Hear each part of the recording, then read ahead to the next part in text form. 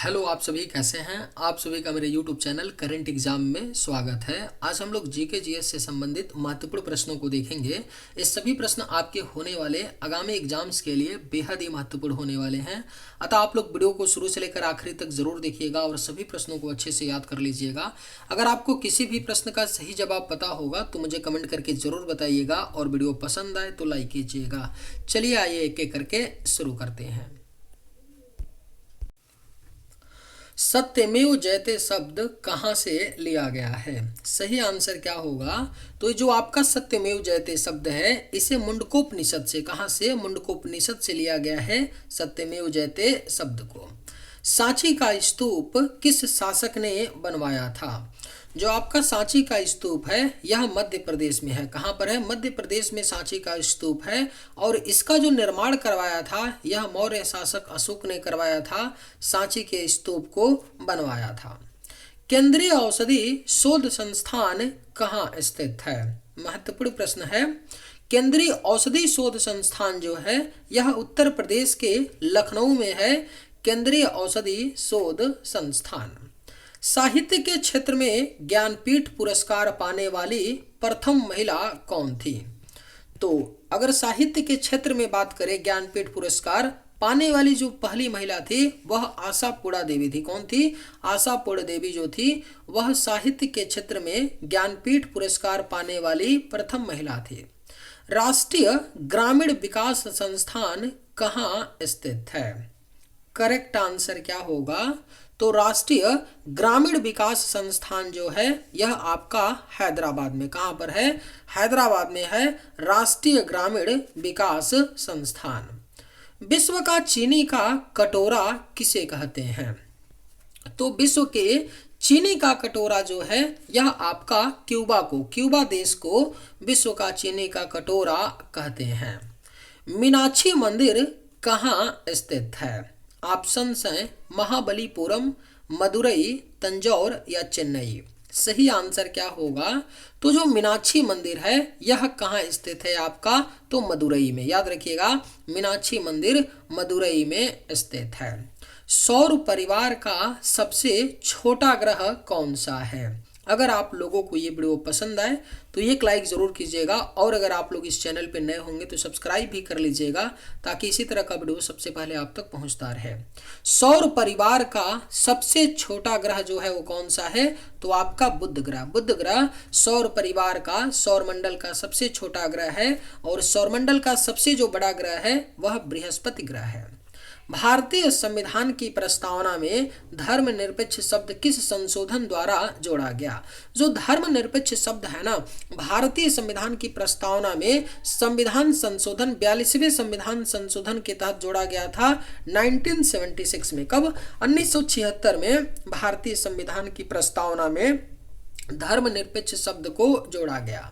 भारत का प्राचीनतम पर्वत कौन सा है? करेक्ट आंसर क्या होगा? तो जो भारत का प्राचीनतम पर्वत, प्राचीनतम यानी कि जो सबसे पुराना भारत का पर्वत है यह आपका अरावली पर्वत है, भारत का प्राचीनतम पर्वत। ऑस्ट्रेलिया में स्थित काल गुरली किसके लिए विख्यात है? जो काल गुरली है ना ऑस्ट्रेलिया में बेहद ही प्रसिद्ध है, विख्यात है। और ये किसके लिए विख्यात है? तो स्वर्ण उत्पादक के लिए, यानी सोने के उत्पादन के लिए ऑस्ट्रेलिया में स्थित जो काल गुरली है विख्यात है। निम्नलिखित में से किस पौधे में फूल नहीं होता है? ऑप्शंस हैं गूलर, कटहल, फर्न या आर्किड। सही आंसर क्या होगा? तो निम्नलिखित में से कौन से पौधे में फूल नहीं होता है? तो यह आपका फर्न है। फर्न के पौधे में फूल नहीं होता है। पोलियो के टीके की खोज किसने की थी? सही आंसर क्या होगा? तो जो पोलियो के टीके की खोज है यह जॉन साल्क ने, किसने? जॉन साल्क ने पोलियो के टीके की खोज की थी। भारतीय दर्शन की प्रारंभिक शाखा कौन है? सही आंसर क्या होगा? तो भारतीय दर्शन की जो प्रारंभिक शाखा है यह आपका सांख्य दर्शन है। कौन सा है? सांख्य दर्शन है भारतीय दर्शन की प्रारंभिक शाखा। बंगाल में किस वर्ष अकाल पड़ा था? पश्चिम बंगाल में जो है एक बार भीषण अकाल पड़ा था, और ये कब पड़ा था? तो 1943 में। 1943 में बंगाल में भीषण अकाल पड़ा था, जिसमें लाखों लोग मारे गए थे। हड़प्पा सभ्यता की खोज कब हुई थी? जो हड़प्पा सिविलाइजेशन है, इसकी जो खोज की गई थी 1921 में। कब? 1921 में दयाराम साहनी ने। किसने? तो दयाराम साहनी ने हड़प्पा सभ्यता की खोज की थी 1921 ईस्वी में। आजादी से पहले अनौपचारिक रूप से पहला स्वतंत्रता दिवस कब मनाया गया था? तो अनौपचारिक रूप से जो भारत में आजादी के पहला स्वतंत्रता दिवस मनाया गया, वह 26 जनवरी 1930। कब? 26 जनवरी 1930 को। मातृ देवी की पूजा किस सभ्यता से संबंधित है? तो जो मातृ देवी की जो पूजा होती थी, यह कौन सी सभ्यता में? तो सिंधु घाटी सभ्यता। जो सिंधु घाटी सभ्यता थी, वहां पर मातृ देवी की पूजा होती थी। राजस्थान के माउंट आबू में स्थित भीलवाड़ा का जैन मंदिर किस धर्म के अनुयायियों के द्वारा निर्मित किया गया था? जो राजस्थान के माउंट आबू में मंदिर स्थित है, भीलवाड़ा का जैन मंदिर, यह जैन धर्म के, कौन से धर्म के? जैन धर्म के अनुयायियों के द्वारा निर्मित किया गया था। भारत के समुद्री मार्ग की खोज किसके द्वारा की गई थी? तो अगर भारत के समुद्री मार्ग की बात करें, तो इसकी खोज वास्को डिगामा ने। किसने किया था? वास्को डिगामा जो है 1498 ईस्वी में भारत के समुद्री मार्ग की खोज की थी। भारत में पहली अंग्रेजी व्यापारिक कंपनी कहाँ खोली गई थी? तो भारत में जो पहली अंग्रेजी व्यापारिक कंपनी खोली गई थी, यह सूरत में। कहाँ पर? सूरत में भारत में पहली अंग्रेजी व्यापारिक कंपनी खोली गई थी। बेगम हजरत महल 1857 की क्रांति में किस स्थान से संबंधित रही? तो जो बेगम हजरत महल थी ना, वह 1857 की क्रांति में लखनऊ से संबंधित रही। लखनऊ से बेगम हजरत महल ने 1857 की क्रांति में नेतृत्व किया था। गांधी जी के द्वारा क्रियान्वित प्रथम सत्याग्रह जो नील किसानों से संबंधित रहा, इससे जुड़ा स्थल कौन सा है? तो अगर गांधी जी की बात करें, गांधी जी ने पहला सत्याग्रह जो है किया था नील किसानों के समर्थन में किया था, और ये कहाँ पर किया था? चंपारण में। बिहार के चंपारण में 1917 ईस्वी में गांधी जी ने पहला सत्याग्रह नील किसानों के समर्थन में किया था। समाचार पत्र केसरी का संपादन किसने किया? ऑप्शंस हैं राजा राम मोहन राय, महात्मा गांधी, बाल गंगाधर तिलक या सरदार पटेल। सही आंसर क्या होगा? तो जो समाचार पत्र केसरी है ना, इसके जो संपादक थे बाल गंगाधर तिलक थे। कौन? बाल गंगाधर तिलक। और ये जो समाचार पत्र केसरी है ना, यह मराठी में प्रकाशित होता था। इसको याद रखिएगा आप लोग, मराठी में प्रकाशित होने वाली पत्रिका थी केसरी। दांडी यात्रा की शुरुआत महात्मा गांधी ने कहाँ से की थी? तो दांडी यात्रा की जो शुरुआत है महात्मा गांधी गुजरात के साबरमती आश्रम से करते हैं, और कब करते हैं? 12 मार्च 1930 को। याद रखिएगा, 12 मार्च 1930 ईस्वी में दांडी यात्रा की शुरुआत महात्मा गांधी ने साबरमती आश्रम से शुरू की। हमारे सौरमंडल का कौन सा ग्रह आकार में पृथ्वी के समान है? यानी कि हूबहू पृथ्वी के आकार का कौन सा हमारे सौरमंडल का ग्रह है? तो यह शुक्र ग्रह है। शुक्र यानी कि वीनस जो ग्रह है, यह पृथ्वी के समान आकार का है ना? कौन सा ग्रह? शुक्र ग्रह। वायुमंडल की सबसे निचली परत को क्या कहा जाता है? राइट आंसर क्या होगा? तो वायुमंडल की जो सबसे निचली परत है ना, इसको क्षोभ मंडल क्या कहते हैं? क्षोभ मंडल कहते हैं वायुमंडल की सबसे निचली परत को। भारत का सबसे ऊंचा पठार कौन सा है? सही आंसर क्या होगा? तो भारत का जो सबसे ऊंचा पठार है, यह लद्दाख का पठार। कौन सा? लद्दाख का जो पठार है, भारत का सबसे ऊंचा पठार है। प्रायद्वीपीय भारत की सबसे लंबी नदी कौन सी है? करेक्ट आंसर क्या होगा? तो प्रायद्वीपीय भारत की जो सबसे लंबी नदी है, यह गोदावरी है। कौन सी है? गोदावरी नदी जो है प्रायद्वीपीय भारत की सबसे लंबी नदी है। पश्चिमी घाट के उत्तरी भाग को किस नाम से जाना जाता है? जो आपका पश्चिमी घाट है, ये वाला हिस्सा जो है ना, इसके जो उत्तरी भाग है इसको किस नाम से जानते हैं? तो पश्चिमी घाट के उत्तरी भाग को जाना जाता है कोंकण तट। किस नाम से? कोंकण तट के नाम से जाना जाता है पश्चिमी घाट के उत्तरी भाग को। संविधान किस तिथि को पूर्णतः बनकर तैयार हुआ? जो संविधान भारत का था इसे बनाने में 2 वर्ष 11 माह 18 दिन का समय लगा था।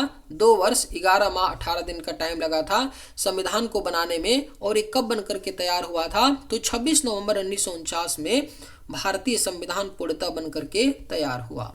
भारत में राजनीतिक शक्ति का प्रमुख स्रोत क्या है? सही आंसर क्या होगा? तो अगर भारत में बात करें, राजनीतिक शक्ति का जो प्रमुख स्रोत होता है ना, वह भारत की जनता होती है। क्या होती है? जो भारत की जनता होती है, भारत में राजनीतिक शक्ति का प्रमुख स्रोत है। शिक्षा शब्द किससे संबंधित है? जो शिक्षा शब्द है ना, यह समवर्ती सूची का विषय है ना। किसका है? समवर्ती सूची का विषय है शिक्षा शब्द। यानी कि शिक्षा जो है इस पर केंद्र और राज्य दोनों कानून नियम बना सकती हैं समवर्ती सूची के विषयों पर। संपत्ति के अधिकार की वर्तमान स्थिति क्या है? जो संपत्ति का अधिकार है यह पहले मौलिक अधिकार था। क्या था? मौलिक अधिकार था। लेकिन अभी वर्तमान में इसकी स्थिति क्या है? तो वैधानिक अधिकार है। क्या है? वैधानिक अधिकार है संपत्ति का अधिकार। भारत के संविधान के अंतर्गत नीति निर्देशक सिद्धांत के मुख्य उद्देश्य क्या थे? जो भारत में के संविधान में नीति निर्देशक दिया गया है, यह आपका आर्टिकल 36 से लेकर के आर्टिकल 51 तक है। और भाग कौन सा है? तो भाग 4 है ना। भाग 4 में दिया गया है नीति निर्देशक सिद्धांत को। इसका मुख्य उद्देश्य क्या है? पर्पज क्या है? तो लोक कल्याणकारी राज्य की स्थापना है। याद रखिएगा, जो भारत के संविधान में नीति निर्देशक सिद्धांत दिया गया है, इसका उद्देश्य है लोक कल्याणकारी राज्य की स्थापना। भारत संयुक्त राष्ट्र संघ का सदस्य कब बना? अगर आप सभी को ये वीडियो पसंद आए तो एक लाइक जरूर कीजिएगा, और अगर आप लोग इस चैनल पर नए होंगे तो सब्सक्राइब भी कर लीजिएगा। भारत जो है संयुक्त राष्ट्र संघ का सदस्य कब बना था? तो 1945 में, 1945 में भारत जो है संयुक्त राष्ट्र संघ का सदस्य बना। अर्थशास्त्र का नोबेल किसके द्वारा दिया जाना आरंभ हुआ? जो अर्थशास्त्र इकोनॉमिक्स में जो नोबेल पुरस्कार की जो शुरुआत की जाती है, यह स्वीडिश सेंट्रल बैंक द्वारा। किसके द्वारा? स्वीडिश सेंट्रल बैंक के द्वारा 1968 से शुरू किया जाता है। अर्थशास्त्र के क्षेत्र में नोबेल पुरस्कार दिया जाना स्वीडिश सेंट्रल बैंक के द्वारा। दूरी मापने की सबसे बड़ी इकाई कौन सी है?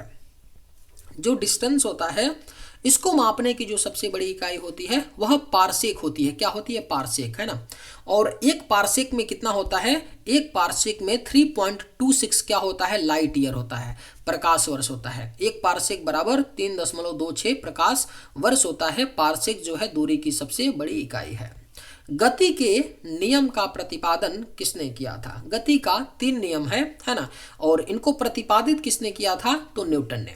जो वैज्ञानिक न्यूटन थे, उन्होंने गति के नियम को प्रतिपादित किया था। दवा व खाद्य पदार्थों के संरक्षण आदि में किस अम्ल का प्रयोग होता है?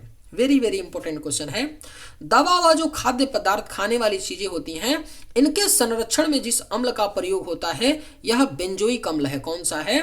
दवा व खाद्य पदार्थों के संरक्षण में बेंजोइक अम्ल का प्रयोग होता है। चीनी यात्री फाहियान किस शासक के समय भारत आया था? जो चीनी यात्री था फाहियान, यह भारत आता है चंद्रगुप्त द्वितीय। किसके शासनकाल के समय?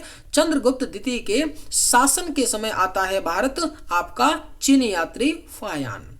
उगते हुए सूरज का देश किसे कहा जाता है? सही आंसर क्या होगा?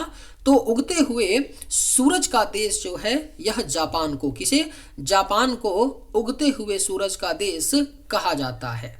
विश्व शिक्षक दिवस कब मनाया जाता है? बेहद ही महत्वपूर्ण प्रश्न है। जो विश्व शिक्षक दिवस है यह आपका कब मनाते हैं? तो 5 अक्टूबर को। कब? 5 अक्टूबर को विश्व शिक्षक दिवस मनाया जाता है। किसके द्वारा खालसा पंथ की स्थापना की गई थी? सही आंसर क्या होगा? तो किसके द्वारा खालसा पंथ की स्थापना की गई थी? तो यह गुरु गोविंद सिंह, याद रखिएगा, गुरु गोविंद सिंह ने खालसा पंथ की स्थापना की थी। भारत के संविधान के किस अनुच्छेद में मौलिक कर्तव्य का वर्णन है? मौलिक कर्तव्य यानी फंडामेंटल ड्यूटीज का जो वर्णन किया गया है भारत के संविधान के अनुच्छेद 51A में। विटामिन सी की कमी से कौन सा रोग होता है? जब विटामिन सी की कमी होती है किसी व्यक्ति के शरीर में तो स्कर्वी नामक रोग होता है। और विटामिन सी का जो सबसे बढ़िया स्रोत होता है, बेस्ट स्रोत होता है, वो क्या होता है? आंवला होता है विटामिन सी का उच्चतम स्रोत। सूर्य ग्रहण कब होता है? सूर्य ग्रहण जो है, सूर्य ग्रहण की परिस्थिति तब बनती है जब चंद्रमा सूर्य और पृथ्वी के बीच आता है। किसके बीच? चंद्रमा सूर्य और पृथ्वी के बीच आता है, तब सूर्य ग्रहण होता है। निम्न में से कौन हड़प नीति से संबंधित है? ऑप्शंस हैं Lord Minto, Lord Curzon, Lord Dalhousie या लॉर्ड रिपन। सही आंसर क्या होगा?